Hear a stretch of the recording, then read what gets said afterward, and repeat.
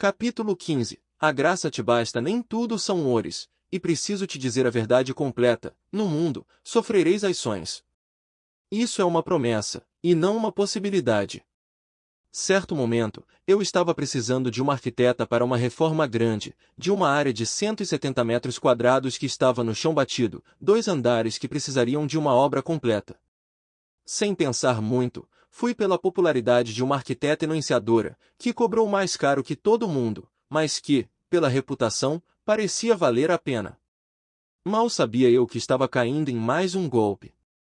O projeto, que deveria trazer uma nova vida ao espaço, se tornou um pesadelo e demorou mais de 3 meses para ser entregue. Depois de tanto tempo de frustração, descobri que aquela arquiteta não era arquiteta coisa nenhuma, mas uma designer de interiores que se passava por profissional habilitada. O detalhe é que para o tamanho da obra não poderia ser outro profissional. Mais uma vez, vi dinheiro jogado no lixo. Passei 3 anos batalhando por justiça. Finalmente consegui uma audiência que parecia impossível de perder, com todas as provas em mãos. Mas, inacreditavelmente, perdemos a primeira instância de modo surreal. Sem desanimar, entramos novamente com uma ação de revisão e, para minha surpresa, perdemos outra vez. E mais recentemente, fui obrigado a pagar as custas processuais do caso. Perdemos a causa, e parecia que todo o esforço e sofrimento haviam sido em vão. É possível que você nesse momento já esteja me julgando que advogado ruim. Não é possível, você pegou leve demais. Se fosse eu. Deixa eu te ensinar uma coisa. Eu vou descansar em Deus, porque Ele é minha justiça. Se tiver que ser restituído, eu o serei muitas vezes mais. Afinal, que poder teria Deus se sua restituição não fosse muitas vezes maior do que o diabo roubou, não é mesmo? O que quero te dizer é que nem tudo são oures. Vai ter dia que você não será atendido do jeito que gostaria. A chuva cai sobre justos e injustos, sobre bons e maus. Nos piores momentos, nas aparentes perdas, em primeiro lugar, dê graças a Deus, porque o que se foi, acredite, é pequeno comparado à sua saúde, à sua família, à sua vida. E se por acaso, na sua mente, vem uma pessoa ou um relacionamento que você perdeu, se tiver como, abençoe essa pessoa. Se não, libere-a do seu coração, remova esse fardo e seja livre. Há um versículo que diz: a tua graça me basta. Entenda a graça como favor, como a mão de Deus, como a bênção dele. E é isso que nos sustenta, mesmo quando as flores parecem ter murchado, mesmo quando tudo que resta são espinhos.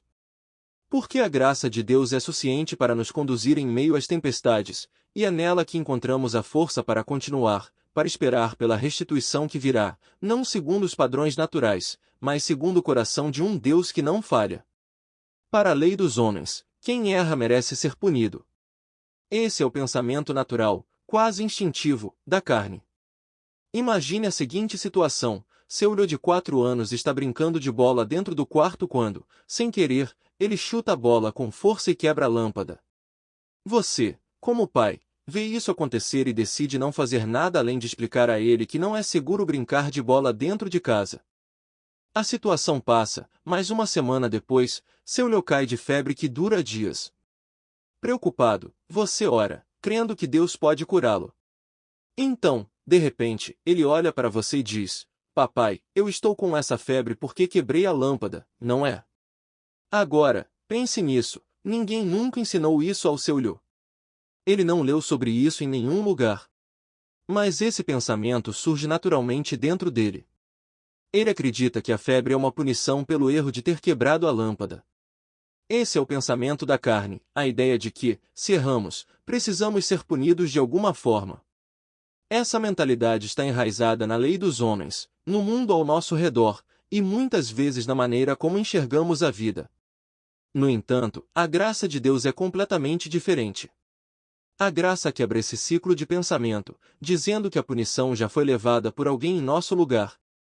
E é sobre isso que vamos falar. Como a graça desarma a nossa mentalidade natural de punição e nos mostra um caminho de liberdade e perdão, onde, em Cristo, não há mais condenação. No mundo do empreendedorismo, por exemplo, aprendemos que precisamos trabalhar duro para ganhar algo, e se cometemos erros, sofremos as consequências. No entanto, a graça nos diz algo radicalmente diferente: Deus já fez tudo por nós. E não, isso não é licença para o erro ou preguiça, mas sim uma revelação de como somos amados de forma incondicional, mesmo sem merecermos. Se você é como eu, já se pegou pensando nas escolhas erradas que fez no passado. Talvez você tenha tomado decisões ruins nos negócios ou até mesmo na vida pessoal. Talvez tenha se envolvido em algo que trouxe prejuízo, e agora sente que está colhendo os frutos desse tempo de ignorância. E isso é uma das maiores armadilhas que pode te manter longe da graça. Deixa eu te dizer uma coisa, não é assim que Deus funciona. Se você quer entender Deus, você precisa olhar para Cristo. Vamos trazer à memória um dos episódios mais poderosos dos Evangelhos, que exemplifica perfeitamente como a graça, e não a lei, é o que verdadeiramente liberta. Imagine a cena: uma mulher pega em adultério e é arrastada para o meio da multidão. A lei de Moisés é clara: o adultério é punível com a morte por apedrejamento. Os líderes religiosos, prontos para condená-la, perguntam a Jesus o que ele faria. Estavam prontos para usar a lei como uma arma, como sempre eram. A lei, para eles, era um meio de condenação, de punição, de manter as pessoas em um ciclo de medo e culpa. Mas Jesus, como sempre, diz a expectativa natural. Ele se abaixa, escreve no chão e diz: aquele que dentre vós está sem pecado seja o primeiro que lhe atire pedra. Um por um, todos vão embora, desde os mais velhos até os mais novos, porque nenhum deles está sem pecado. Quando todos se foram, Jesus olha para a mulher e faz uma pergunta simples, mas profunda: mulher, onde estão os teus acusadores? Ninguém te condenou? Ela responde: ninguém, Senhor. E então Jesus declara: nem eu te condeno, vai-te, e não peques mais. Aqui está a chave: Jesus não a condenou. Ele, que era o único sem pecado, o único com a autoridade real de julgar, escolheu não fazê-lo. Em vez disso, ele ofereceu perdão e amor incondicional. Essa é a arma poderosa de Cristo, o amor incondicional e imerecido. O que verdadeiramente liberta não é a condenação da lei, mas a graça, a aceitação e o perdão. Ao invés de dar a ela o que a lei exigia, Jesus deu o que a graça proporciona: uma nova oportunidade, uma nova vida sem condenação. Este amor imerecido faz com que a pessoa reita profundamente sobre sua vida. Quando nos encontramos com a graça, percebemos que não há condenação para aqueles que estão em Cristo Jesus. O que nos transforma não é o medo da punição, mas o poder do amor de Deus, que nos aceita e nos perdoa mesmo quando não merecemos. Mas aqui está o ponto crucial: o homem natural rejeita essa graça. O pensamento natural, o instinto da carne, é querer ver justiça pela punição, pela condenação. A Bíblia é clara: quem rejeita essa graça, quem insiste em viver debaixo da lei e da condenação, permanece em pecado. Porque, na verdade, é o amor de Deus que nos leva ao arrependimento, não a ameaça da lei, mas a bondade de Deus que nos atrai. A mulher pecadora saiu daquela situação perdoada e liberta, não porque a lei a condenou, mas porque a graça a encontrou. Ela teve um encontro com o amor que não veio com pedras, mas com palavras de vida e perdão. E esse é o poder da graça: nos transforma e nos liberta de verdade. Sim, erros trazem consequências. Mas a graça de Deus é maior do que os nossos erros. O problema é que, muitas vezes, nos agarramos tanto ao passado que nos mantemos aprisionados a ele. E sabe o que é pior? Achamos que Deus está fazendo o mesmo. Pensamos que Ele está lá em cima, com um caderno com a lista de erros cometidos e nos fazendo colher cada dor e sofrimento por cada escolha errada que fizemos. Mas a verdade é esta: em Cristo, nossos erros do passado não nos denem. E mais do que isso, Deus escolheu não se lembrar mais dos nossos pecados. Hebreus 8:12 nos dá uma promessa incrível: porque serei misericordioso para com as suas iniquidades e dos seus pecados jamais me lembrarei. Isso significa que Deus, em sua infinita graça, escolhe não apenas perdoar nossos pecados, mas também apagá-los da memória. Ele não está lá no céu relembrando cada erro que cometemos, esperando o momento certo para nos punir. Pelo contrário, ele decidiu, por meio de Cristo, nunca mais se lembrar dos nossos pecados. Isso é graça. Quando Deus olha para nós, Ele não vê nossos erros passados, Ele vê a justiça de Cristo. E aqui está uma das verdades mais libertadoras do Evangelho. Romanos 8:1 nos assegura: portanto, agora nenhuma condenação há para os que estão em Cristo Jesus. Se você está em Cristo, a condenação não faz parte da sua vida. Não importa o que aconteceu no passado, não importa os erros que você cometeu, se você está em Cristo, está livre da condenação. Isso é fundamental para entender a graça. Você não está mais sob julgamento. Deus não está esperando que você fale para puni-lo. Pelo contrário, você foi justiçado em Cristo, e agora vive sob a liberdade da graça. É importante entender algo crucial aqui: a disciplina de Deus e as acusações do diabo são coisas completamente diferentes. Quando enfrentamos sentimentos de culpa, condenação ou acusação, é essencial discernir de onde isso vem. Quando Deus nos disciplina, essa atitude sempre tem como resultado uma maior aproximação dele, que pelo amor nos guiará de volta ao seu caminho. Mesmo quando a disciplina é difícil, ela nunca vem acompanhada de condenação. Pelo contrário, a disciplina de Deus é uma demonstração do seu amor, como um pai que corrige o filho para o bem dele. Hebreus 12:6 diz: porque o Senhor corrige a quem ama, e açoita todo-o a quem recebe. Em outros contextos do Novo Testamento, açoitar, original mastigó, é usado para descrever punições físicas reais, como quando Jesus foi açoitado. No entanto, é importante distinguir entre esse uso literal e o uso figurativo em Hebreus 12:6, onde o foco está na correção divina como uma forma de disciplina paternal e não como uma punição física.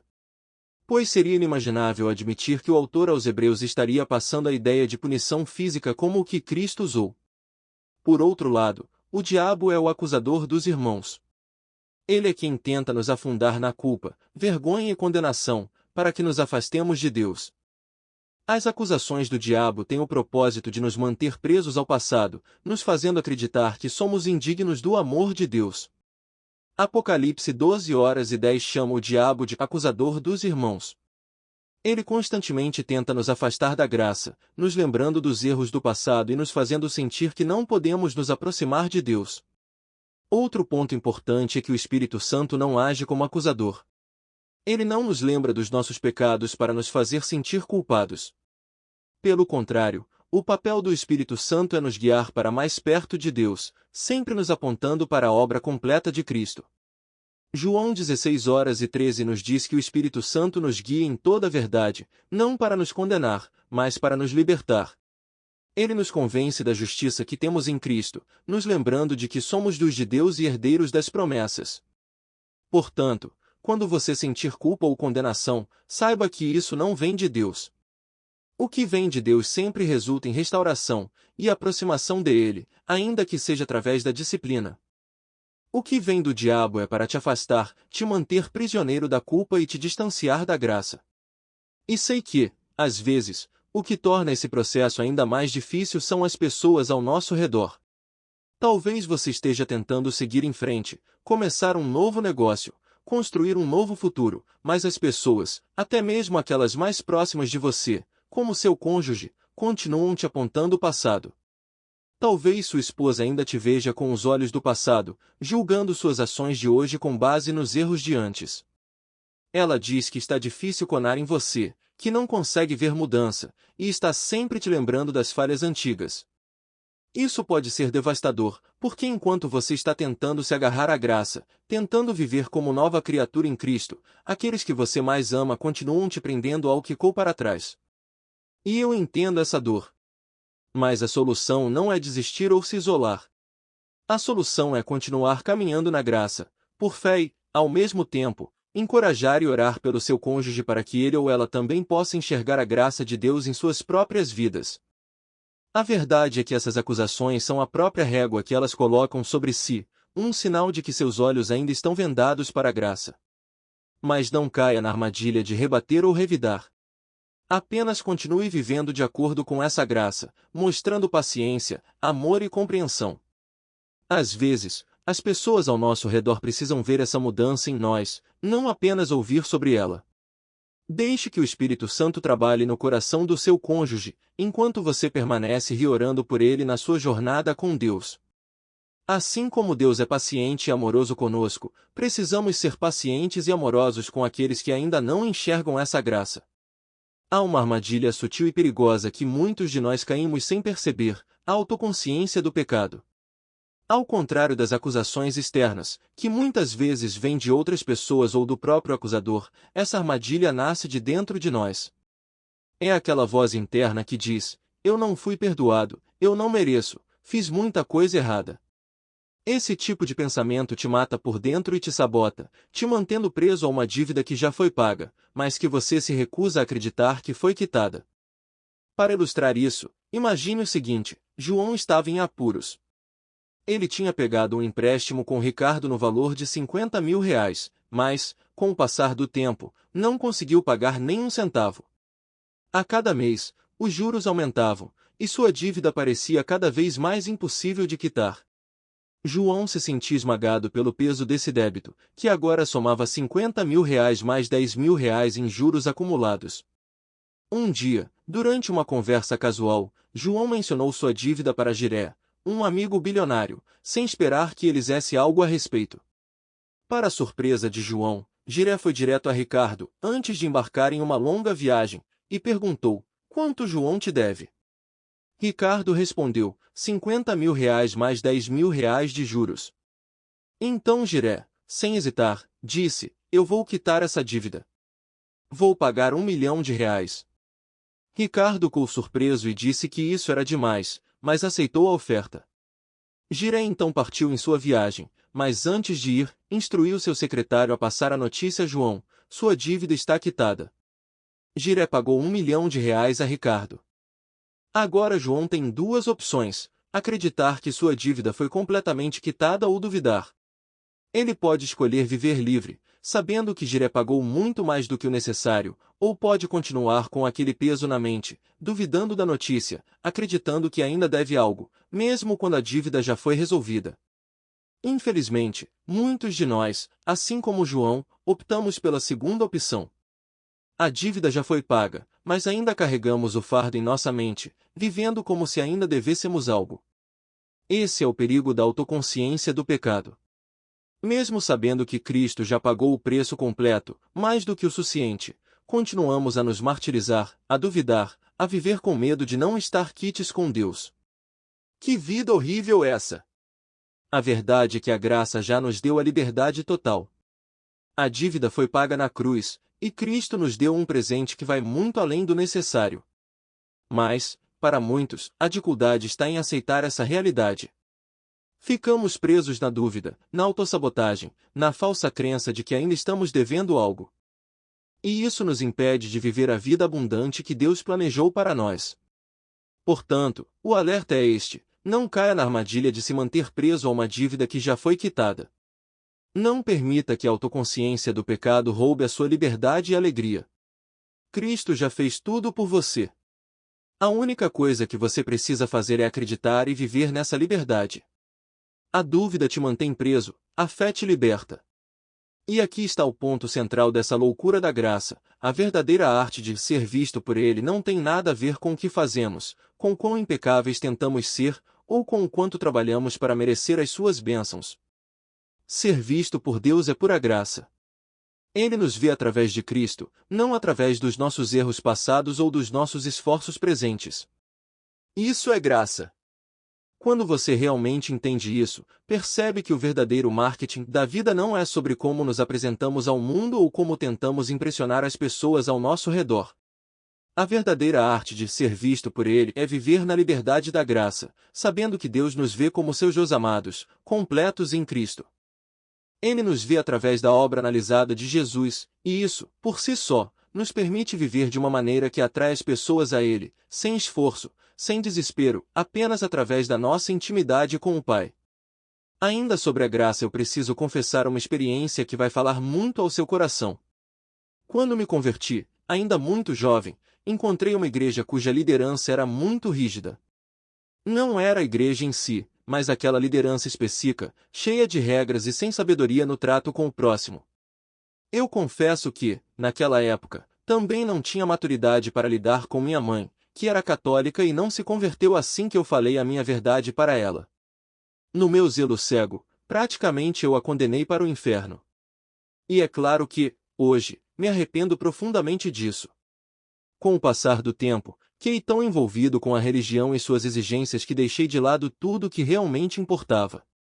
Tornei-me tão igrejeiro e religioso que não tinha mais tempo nem para participar dos aniversários da minha família, nem para sair com minha mãe, nem para estar presente com meus primos e familiares. Anal todos os dias tinha atividade na igreja, coisa que ela nunca me impediu de participar. Num dos piores confrontos que tive, cheguei a ouvir meu pai e minha irmã dizerem: "Eu quero meu e meu irmão de volta."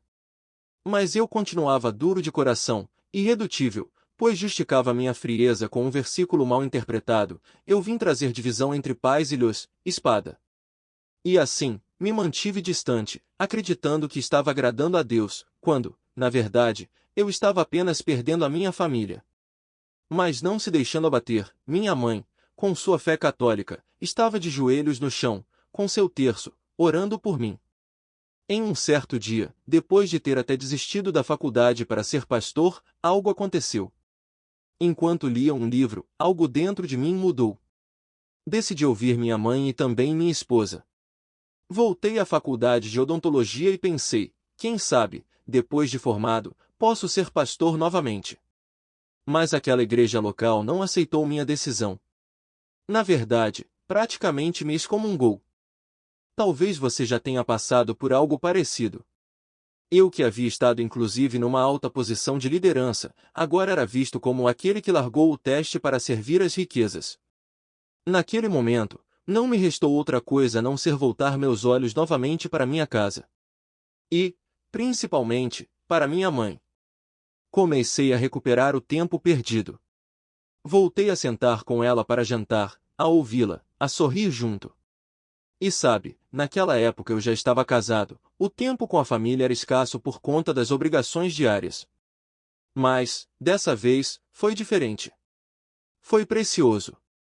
Logo em seguida, descobrimos que o câncer que minha mãe havia vencido no passado havia voltado, e com mais força. Graças a Deus, ela ainda teve a oportunidade de conhecer meu primeiro filho e seu primeiro neto, Cauã, e ser a super vovó que ela tanto sonhava. Após uma virada de ano em família, na primeira semana de janeiro, ela, com 62 anos, que já estava muito debilitada, foi levada ao hospital. Um dia antes de falecer, os médicos já tinham a desenganado. Passei aquela madrugada inteira com ela.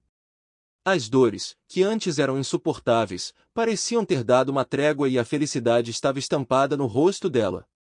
Mas o mais impressionante era a gratidão no olhar dela por eu ter escolhido dormir ao lado dela naquela noite. Isso não tinha preço. Quando ela finalmente adormeceu, eu me pus a orar, ali ao lado da cama. Chorei muito. Naquela madrugada, Deus falou comigo que aquele seria o último dia dela aqui na terra. Não adiantava mais orar por sua cura. Mesmo assim, naquele momento, me senti o mais amado de todos. Embora eu fosse adotado por minha mãe, sim, adotado, ela me amou com uma profundidade e graça que só o coração de uma mãe poderia ter. Ela nunca me acusou de nada, mesmo quando eu errei, sempre me acolheu com amor e perdão. E se o amor dela era assim, o que será do amor de Deus? Se minha mãe adotiva, com seu coração humano, conseguia me amar tanto, imagine o quanto Deus nos ama, com seu amor infinito e perfeito. Não se permita sentir menos amado por causa de algo que você fez, faz ou fará. Nada, nem altura, nem profundidade, nem qualquer outra coisa criada poderá te separar do amor de Deus. Como o filho pródigo, eu voltei para casa, e assim como aquele pai amoroso da parábola, minha mãe não me repreendeu, apenas me amou. E esse amor, essa bondade, me levou ao arrependimento mais profundo. Como Romanos 2:4 diz: ou será que você despreza as riquezas da sua bondade, tolerância e paciência, não reconhecendo que a bondade de Deus o leva ao arrependimento? Aprendi algo profundo com tudo isso. Se você é cristão, ame as pessoas, independentemente da religião que elas sigam. Não as condene ao inferno. Muitas vezes, elas estão buscando a Deus tão sinceramente quanto você, com o coração aberto, mesmo que por caminhos diferentes. Ame-as, ore por elas, peça misericórdia e interceda. Deus fará a obra no tempo dele, e muitas vezes será através do amor que você demonstrar. Assim como minha mãe nunca deixou de me amar, mesmo quando eu não merecia, Deus também nunca desistirá de você e nem de ninguém. Jesus é a expressão perfeita da graça.